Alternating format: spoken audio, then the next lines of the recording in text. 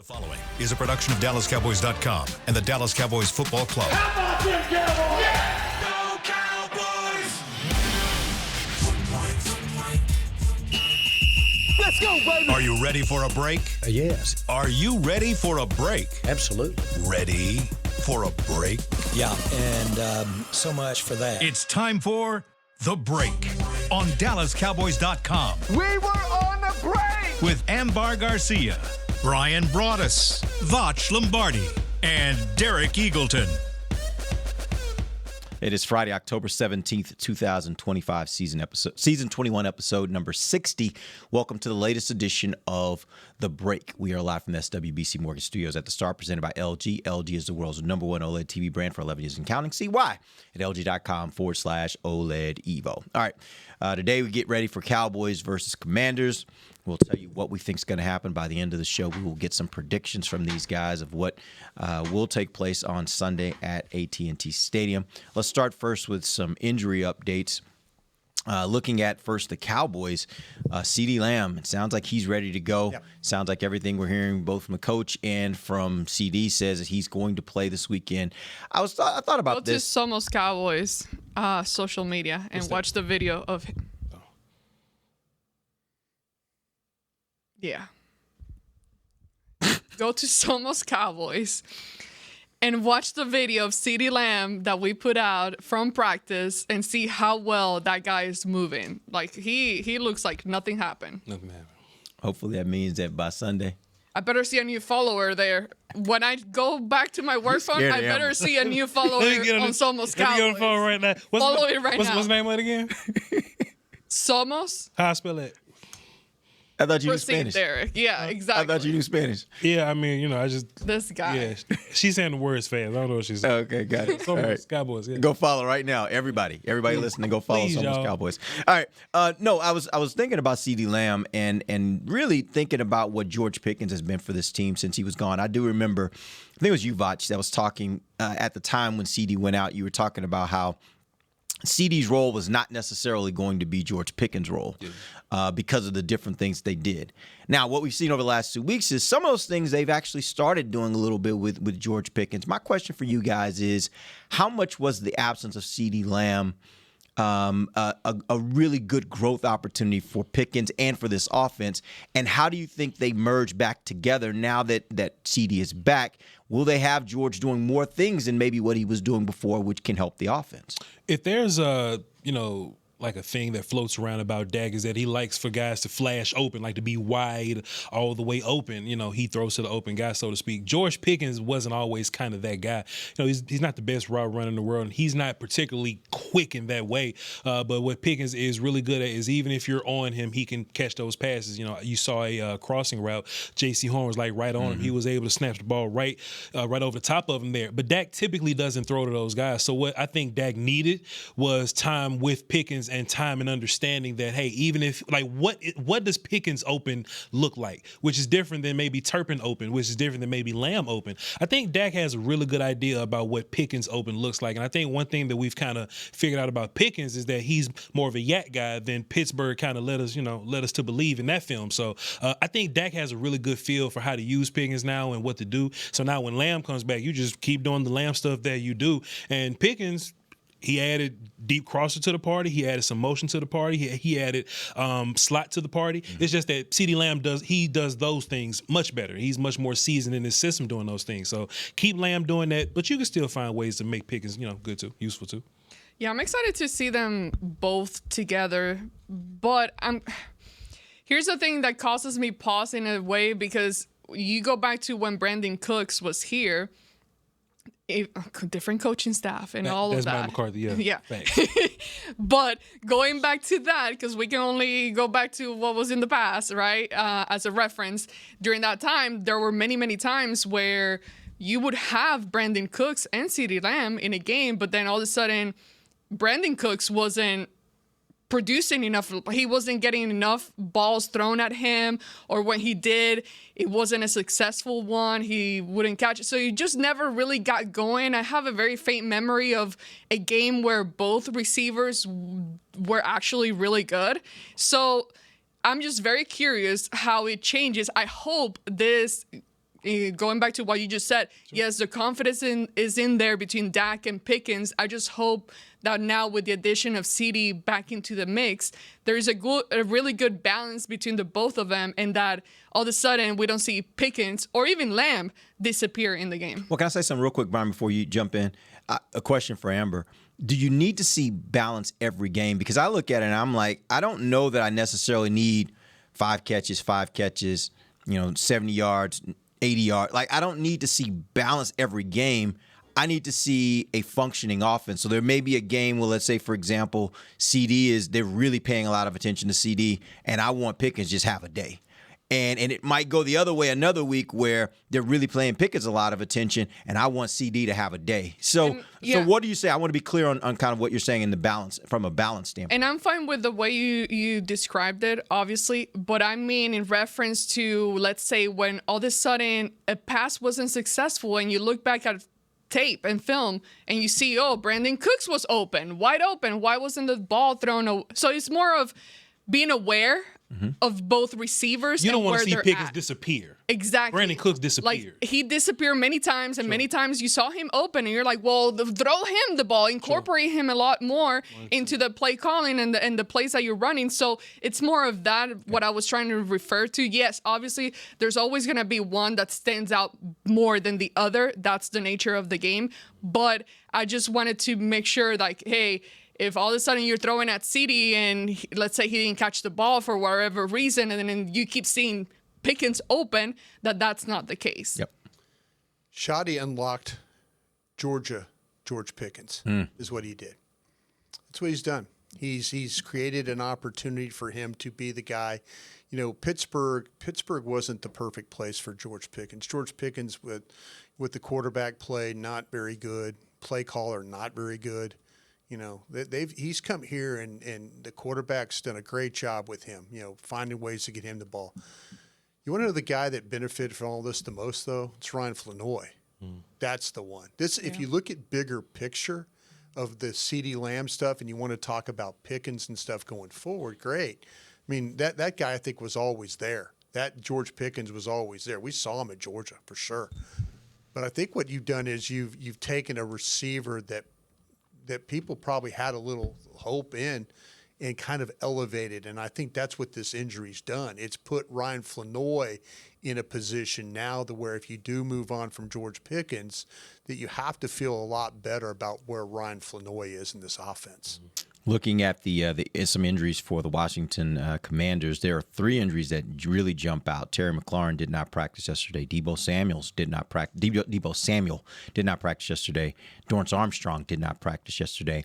Of those 3, which do you think would be a bigger loss for Washington if they can't play on Sunday? For the Cowboys, I think that your offense will be fine regardless. I think your defense kind of having issues. Any help those guys can get is massive, humongous. Now, knowing us, boy, Luke McCaffrey gonna go out there and get 9 catches, 157 yards, and 3 touchdowns. That's just what it's been.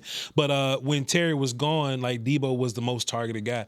But you know, you still have to worry about Zach Ertz and all those other guys. But both those wide receivers being gone is massive. I had a feeling that even if Dorrance played, I feel like Terrence and Tyler Guyton would be fine because I don't look at Dorrance as a TJ Watt type character. Dorrance is very productive in their defense. He's been getting the sacks over there, pressures over there, shots out to him. But I just don't see him as some imposing force that we have to, hey, running back, go help over there with Dorrance Armstrong. I just don't see him, in that way quite.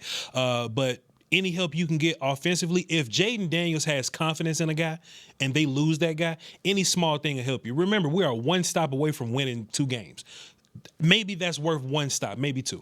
Yeah, I initially thought that maybe the Armstrong would be the biggest one, but Dallas, even not running the ball very well last week, proved that they could pass protect, and that's something they've kind of been able to do. Yeah, they have pressures here and there, but overall, though, this group has done a nice job. So even if Armstrong played, I think Dallas would be okay in this game.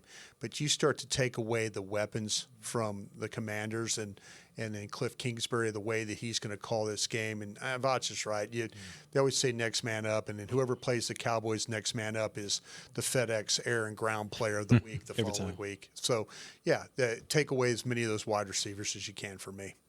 What's crazy, right now, how I currently feel is like, I don't care who plays on either side of the ball. Yeah. It's exhausting, huh? I feel like whoever is playing defense against the Dallas offense, I feel like the Cowboys have enough weapons to be able to deal with and really compete. I feel very confident about that. But on the same token, on the other hand, it don't matter. It don't matter how bad they don't matter who plays on defense against. Who plays on offense against the Cowboys defense? Because I really feel like whoever it is, it's still gonna be a problem. So, to answer your question, it doesn't matter. Okay, so that being said, let's assume you mentioned Luke McCaffrey. Yes, let's assume both these guys are out. I do want to mention both of them. I just saw some footage of both of them being out at practice today. We'll know how much they'll practice. We'll see their injury report later. But both are at practice today. But let's assume both are out.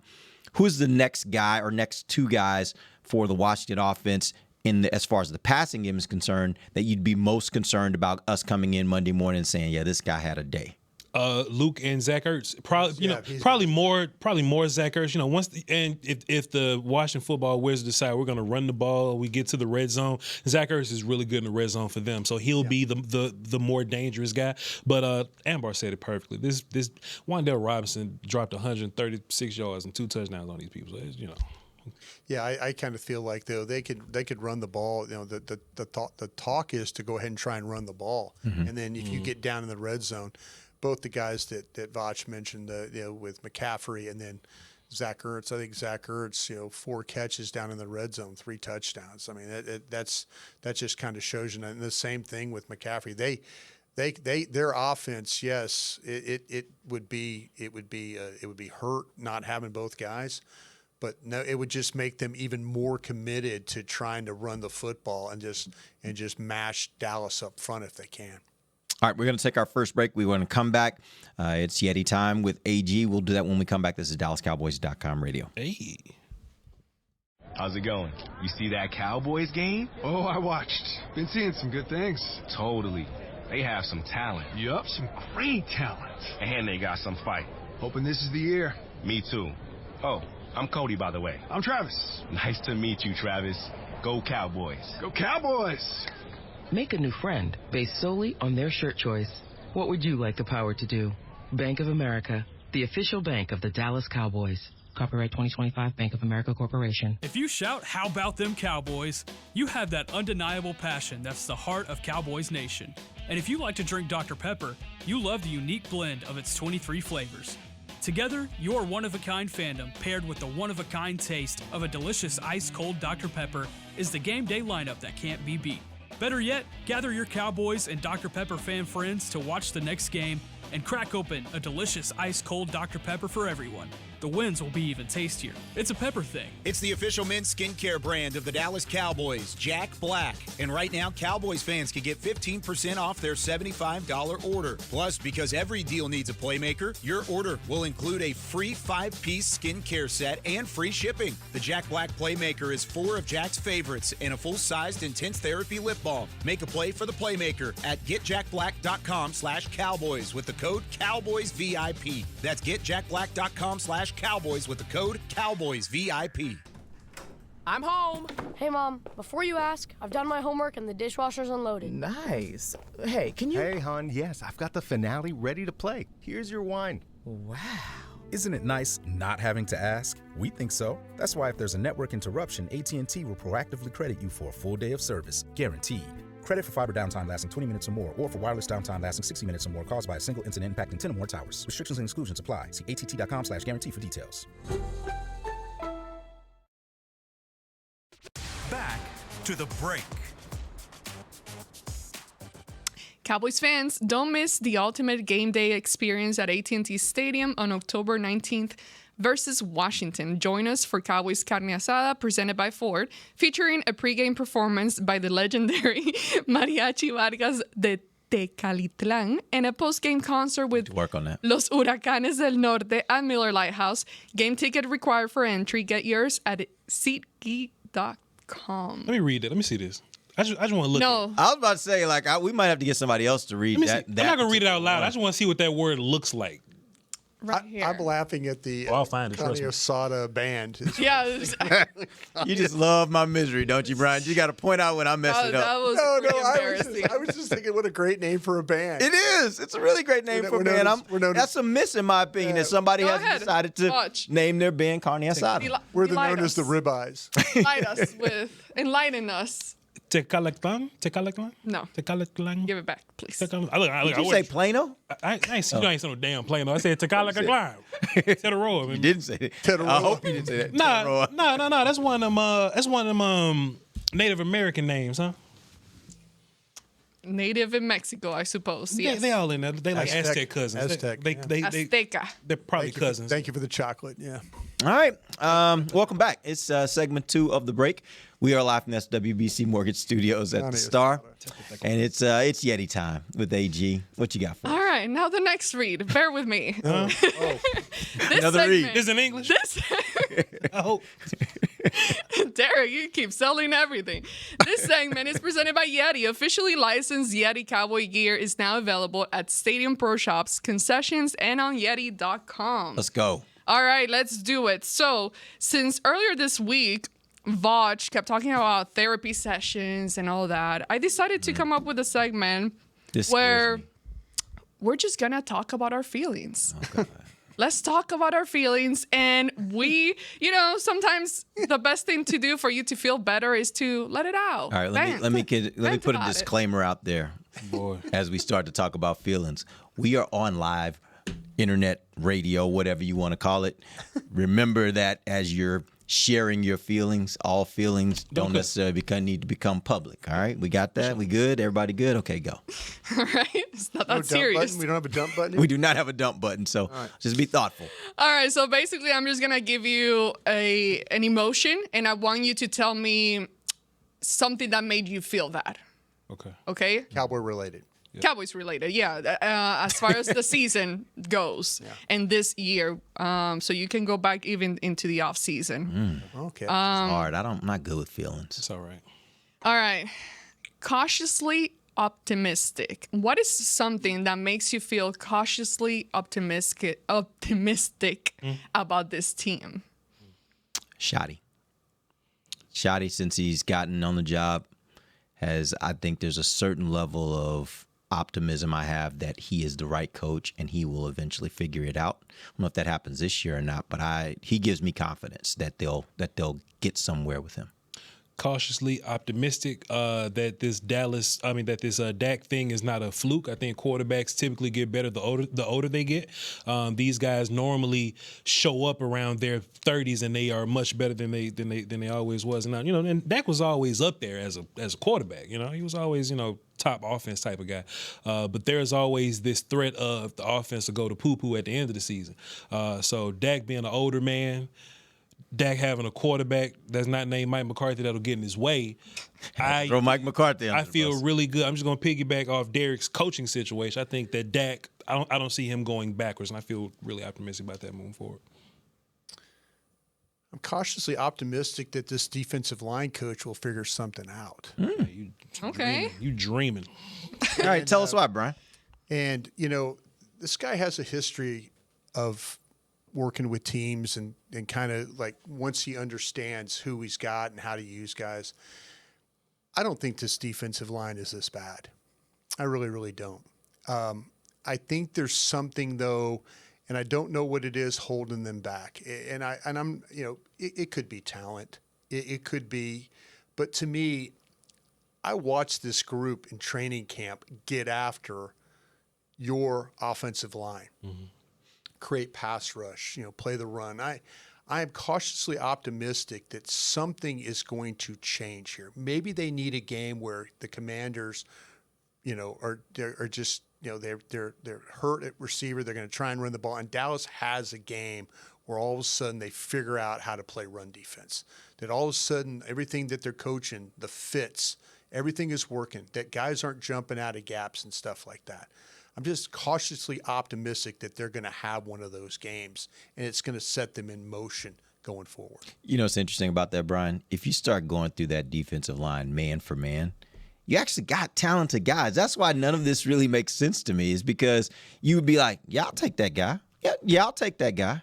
Yeah, I'll take that guy. But you put them all together, and it's like, what's happening? Plus, when I watch other games, it's dudes I've never heard of getting pressure for their team, and I'm like, man, where we at with this? Yeah, it really is weird. It's weird that it's not producing the level of results that are consistent with the players that you think you have. Yeah.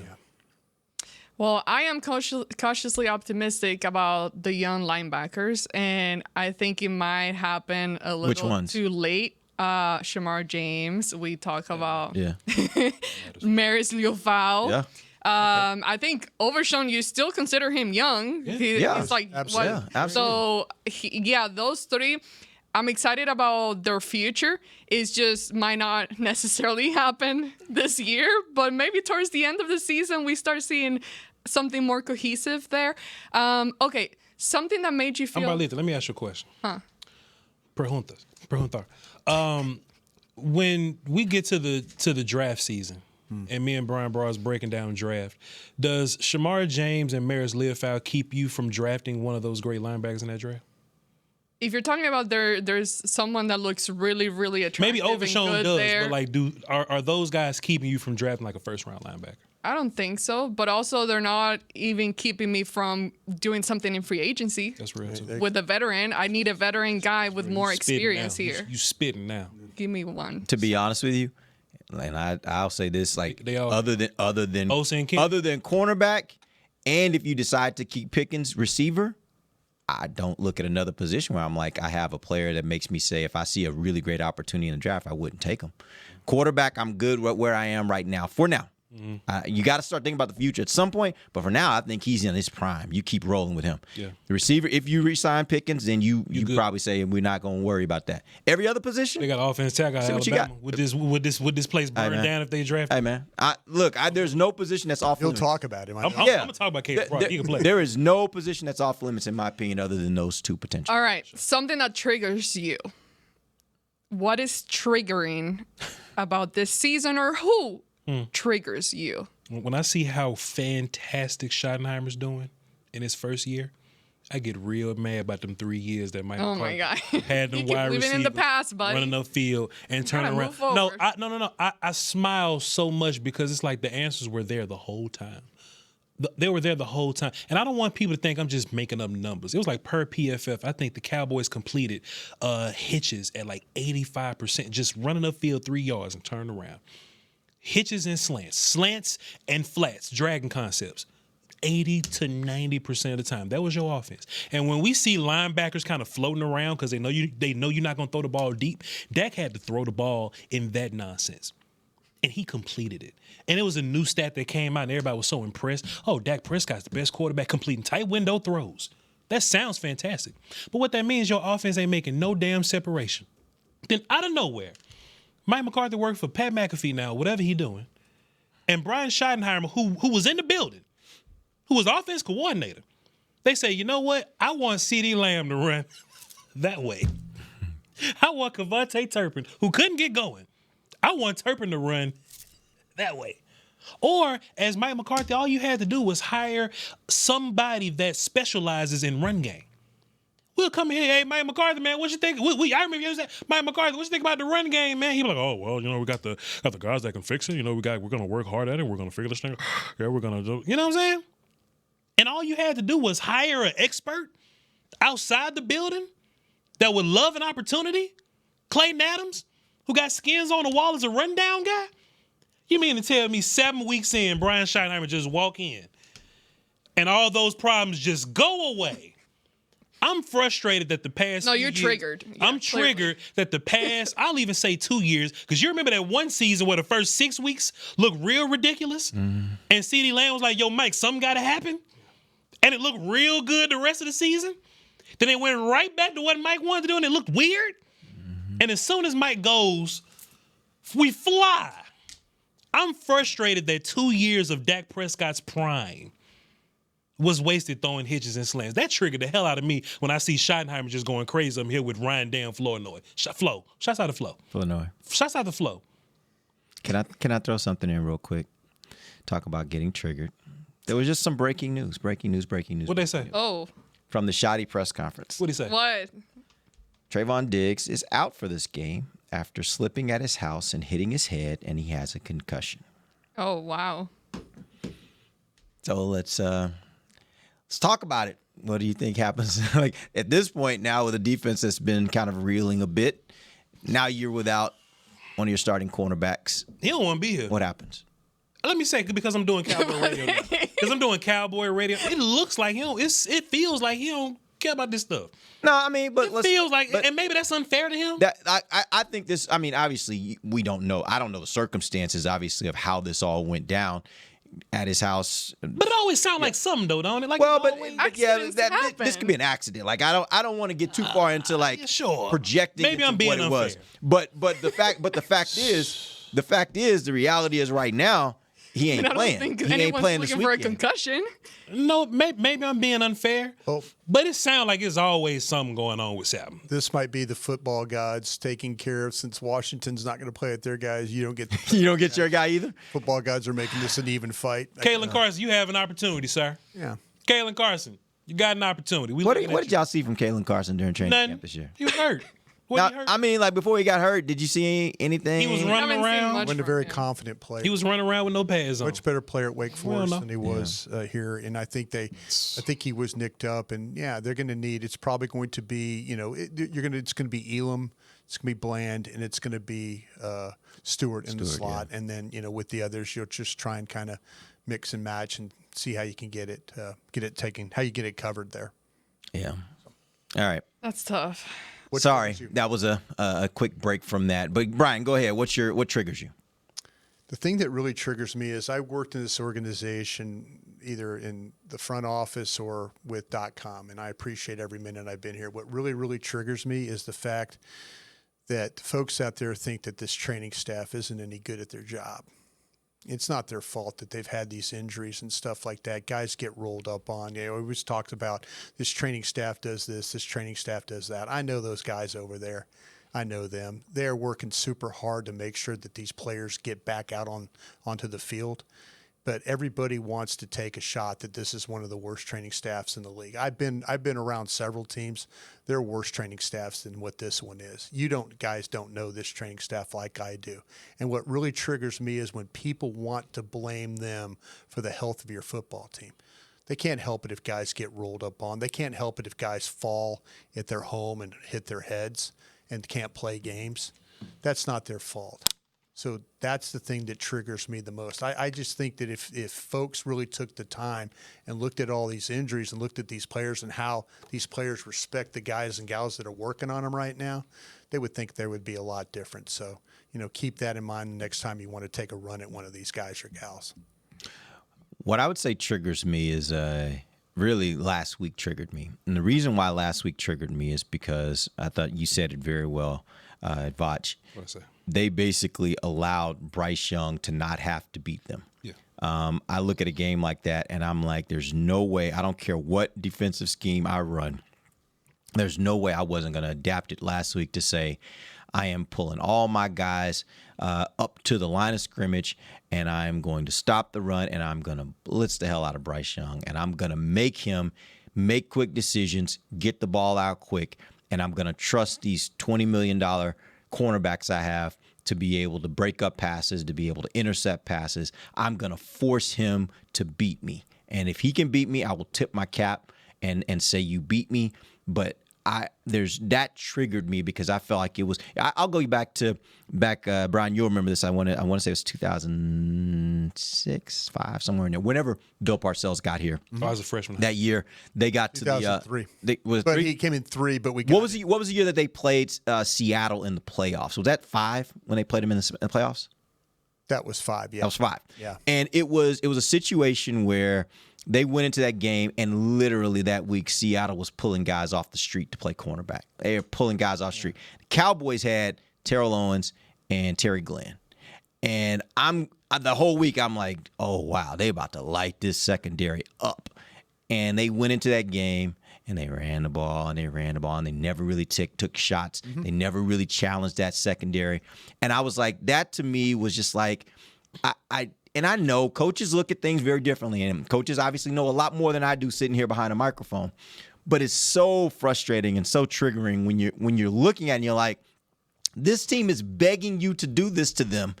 And coaches just don't. They just don't force them to be good in the areas where they're not very good. And that triggers me. And I think last week was a good example of that. That was a situation where I think they had a lost opportunity. They could have really, really slowed down the run game and forced that quarterback to beat him. And I don't think they put him in that position. All right. Well, I had 10 words. We only got through 2 of them. Now we did get sidetracked a bit. Give us one more. I mean, Voch give us one more. We'll is a take lot one more. more trouble than I anticipated, so we might have to book another therapy session down the road. Yeah, you let it out for sure. Look, I'm coming out of this therapy session feeling worse. I don't know about y'all. I don't feel better. Am I wrong, though? No, you're not wrong. About the Mike McCarthy stuff? No, you're not wrong. All right, well, give us one more. We'll go all one right, more. let's end on a positive note. Oh, boy. Please.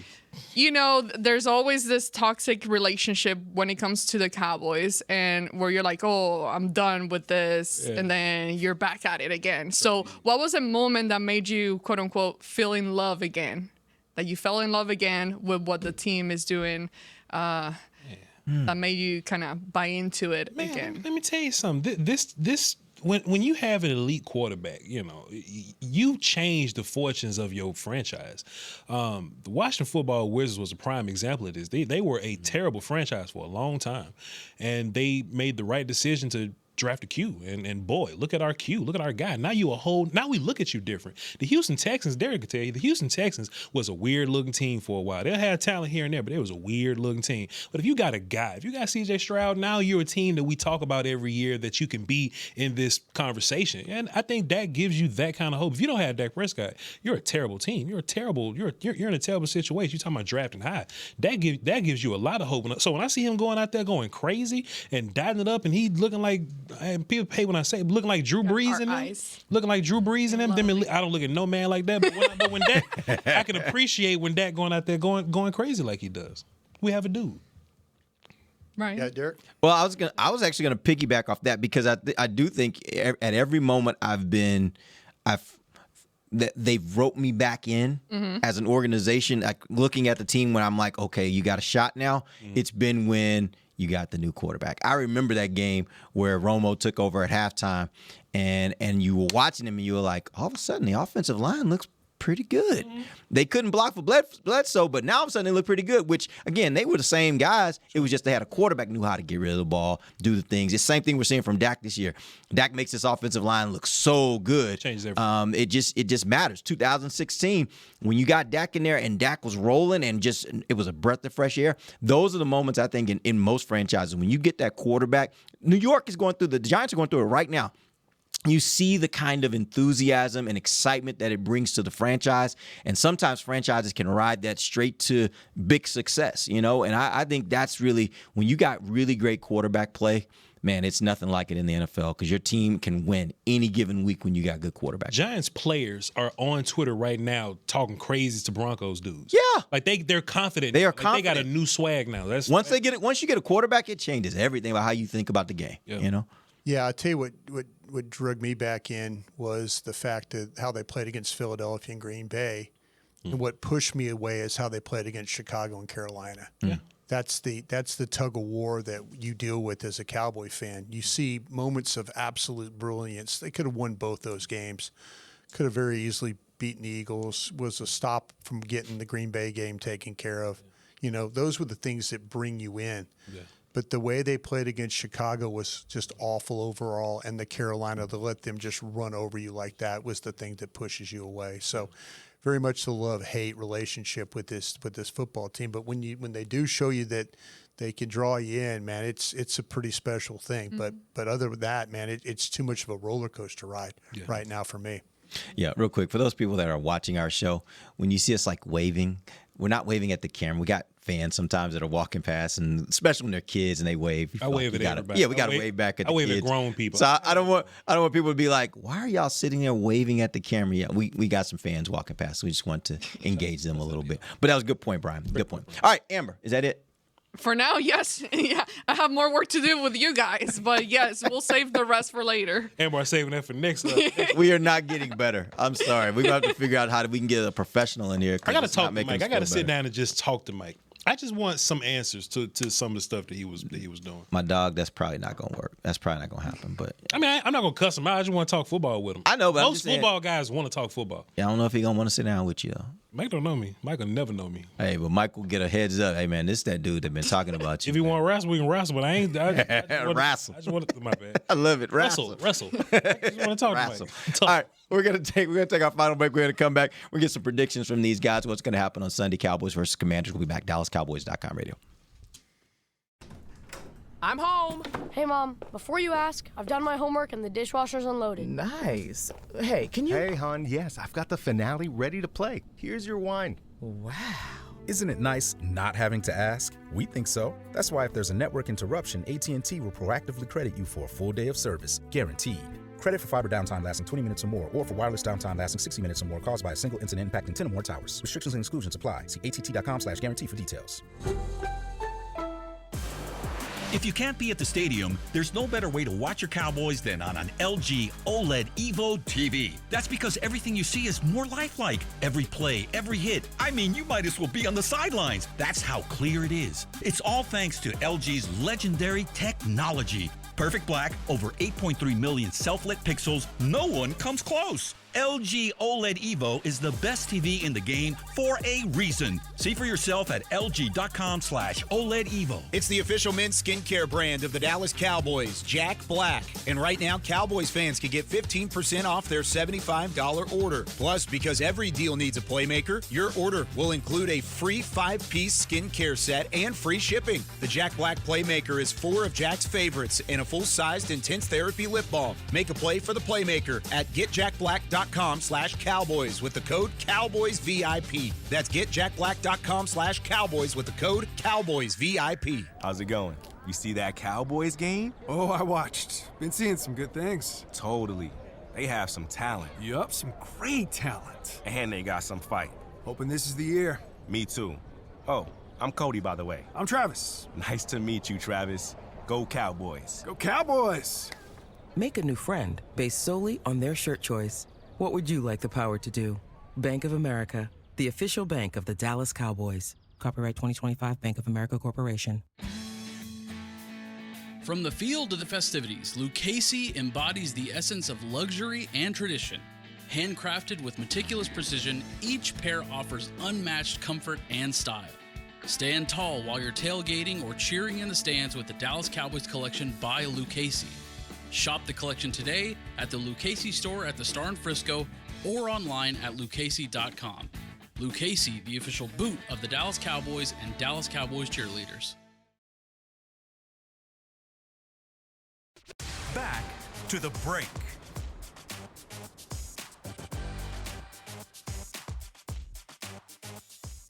Choose perfection. Choose LG OLED Evo. Check out the best TV in the game at LG.com. And while you're at it, make sure you get AT&T to make sure it takes care of all your internet needs. So we just ad-libbing now. We just... Bro, you keep filling up the page with things to read, so I'm just trying to make it work. They got Okay. phones too. They got phones at AT&T. Jesus. Yeah. Phones too. Good phones. And this segment is brought to you by blockchain.com. We get all the money this episode. We getting paid. I ain't gonna see none of them. All right, here we go. It It is the final segment of the break, live from the SWBC Mortgage LG Studios at the Star, presented by LG. Again? And we're gonna get. I just keep coming back. I don't know why. The number, boy, go to AT&T to get the internet, to pull up something on your LG TV, exactly, to buy a Yeti cup online. Just do it all. There you go. Do everything. There you go. We love all of it. And go to damn Carnegie Asada to watch Yeah. Tetero. Go eat some good food. Don't forget about Lenovo here. Oh, yeah, and Lenovo. Making all this money. All right. It reminds me of Ricky Bobby. Yeah. This Fig Newton sign. I can't see, but I really love him. That movie's hilarious. Anyway, all right. Let's talk about predictions for this game. Let's go around the table. Let's do this. Instead of getting to the pick of the game, tell me if Dallas wins this game, it will be because blank. Jaden Daniels made one mistake. AT&T Stadium is loud. Maybe they get an untimely penalty, and it helps the defense just produce one extra stop. I don't want people to think that I'm being hyperbolic when I say this. You're literally losing field goal games. One stop is the difference. So I'd be foolish to assume that a turnover happens. It's already hard enough to get those, but maybe just an untimely mistake by the Washington Football Wizards, and that'll lead to Cowboy points. Yeah, maybe the sun gets in somene's eyes. Hopefully. No, I'm just kidding, man. You know something else Mike McCarthy used to do? There you go. Mike McCarthy used to call plays right in the sun. Like, why are we throwing the ball right? It's going to be there. Right, that's what I'm saying. There. I'm with you. No. We right. We on the same right page. Here. Yeah. All the darkness over here. I am totally kidding. Why don't we throw the ball over there? Right. Ryan, that's a sore subject. But that's the thing. Like, that's my thing is that's why it should be a home field advantage is because you know what it's going to be like playing around it. Shouts out to satellite imagery. What does that do? What does satellite? Shouts out we to know where Brandon the Laurie. sun is. Okay, we're fine. Brandon Laurie does a really good job of curating Cowboys content. Yep. Just go over. They showing all the past sun in our eyes moments, and I'm just like, dog. If I was calling the plays, I didn't mean to bring that up. Call the odd number. Not the even. You knew what you were doing, Brian. You knew what. Yeah. There's a way to go around, but then work around. So when Shotty says, we're still getting triggered. So when Shotty says in the press, we got a plan for the sun, that brings a smile. Yes, to my face. yes. That's the point. We have a plan. You know what it's going to be like. Have a plan. And Jerry not going to close the damn curtain. We have a plan. There's a plan. There's a plan. I'm sorry. You have a plan. You at home. Have a plan. I'm sorry. I think your take about getting a stop, but I think to me this is going to, if they're going to be compromised with their receivers, this is going to now turn into you're going to have to find a way to play. Dallas wins this game if they find a way to play run defense. And we mentioned it with the fits. We mentioned with the finish. You're in a situation, Dallas has had some trouble with tackling. The Commanders have had trouble with tackling too. Both teams really, when it comes to running the football, playing offense, the Commanders don't play zone coverage all that well, and they'll get into that every once in a while. You got a quarterback that takes advantage of it. But I think this thing is going to come down to really if Dallas can find a way to get better run fits. If you don't see gaps, and the thing that the Commanders are going to do is they're going to spread you out with their offense, and they're going to try and run the ball inside, outside on you. Fits. If you don't see guys jumping around blocks and getting off blocks and all that, that's how Dallas is going to win this game. Their offense can put the Commanders in a very, very bad spot. Defense has got to find a way to get some run stops. To your question, if they win, is because that's what they do. They push you away and then reel you back in. So this is what I'm expecting. Yeah. So I'm expecting a win. It's an important game, man. It is. It is look huge. at the grand Second place in the Yeah, you've got to find a way to kind of claw your way back into this thing. Who the Eagles got this week? But also historically, Dak typically has or plays a good game against the Washington Commanders. So I'm expecting him to go out there and have a great game. So I think I'm choosing a win for this weekend. Yeah. Yep. But see, also too, watch Tolbert in the return game. You might not get it on the punt return side, but all of a sudden, if you're back and forth, watch him controlling field position. If all of a sudden Turpin. Okay. Yeah, try I said Turpin. I was like, Turpin not coming back? No, I'm sorry. My bad. Turpin. Turpin. Yeah, Okay, watch got you. Turpin Yeah. in the punt in the kickoff return game. The element of him. Dallas won a game at Washington with that kind of that his ability kept bringing the ball back, and it affected field position that way. So this could be your kind of your dark horse player of the game. I will say this, Brian, after what he did to them last year, they might be like, man, give it to us. Give them the ball at the 35 every time. We don't care. That's better than a touchdown. They might be so afraid of dealing with him. They just like, man, just kick it out of the end zone. 35, 2 first downs. That's field position, right? He affects the field position. All right, real quick, I do want to also let you guys know. Yeah, more news. Ian Rappaport says, we already know it. I told you guys. Oh, okay. Ian Rappaport's reporting that Dan Quinn told reporters that Terry McLaurin will be out for the Sunday's game. So it sounds like Cowboys are going to be without Diggs. It sounds like the Commanders will be without Terry McLaurin. We'll see about Deebo Samuel. But already both teams kind of missing some key guys, and we'll see how that plays out on Sunday. All right, let's get some picks real quick before we end the show. Voch. I'm a homer. Cowboy W, 35-32. All right. This guy. We right there. I can't trust your opinion when you keep being a homer. I haven't been wrong yet. The Cowboys offense normally puts up points. The other side, go a little crazy. He's kind of got a point. He's been choosing the Cowboys to win. According to his analysis, we should be. The Cowboys have opportunity. What, in all 6-0? those There you go. They haven't been blown. There you go. out. There you go. They just barely lose. There you go. Guy. Amber, you're up. How to say hater in Spanish? How to say hater? ¿Cómo se dice? I'm picking the Cowboys not because I'm a homer, but because I actually do think they have the ability to win this game against the Commanders. Huge game for them. I'm picking 32-24. Oh, we right here then. Same Okay. time. All right. Sound like a homer.